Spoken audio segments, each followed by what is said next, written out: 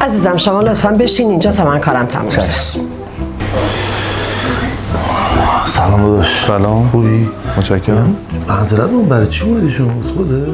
نه خانمم آوردم. خانم. شرمنده چند کیلوه؟ چطور مگه؟ همینطوری گفتم بدونم. 170. ماشاءالله ایدریه.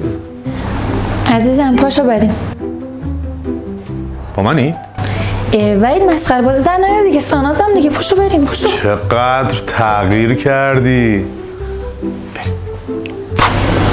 خانم عذرخواهی میکنم، تو کلینیک دکتر حمیدرضا وفایی چه خدماتی انجام میدین شما؟ تو کلینیک ما کلی اعمال جراحی زیبایی انجام میشه، مثل بلفارپلاستی، بوکالفت، تزریق فیلر، ژل، بوتاکس، لیپوماتیک قبقب، بازو.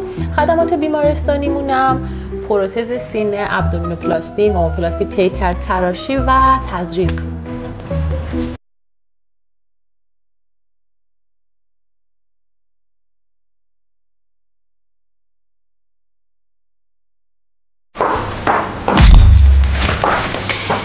این همه دارم خرجت میکنم، به دختر مردم داری نگاه میکنی؟ بابا من فکر کردم تویی. آخه چه شباهتی بین من و این خانومه؟ اینجا همه تغییر میکنن الا تو چرا تغییر نکردی؟ من فقط برای مشاوره. بریم تا وقت عملم. میشه بگی اینطوری درت بیارم؟ بریم.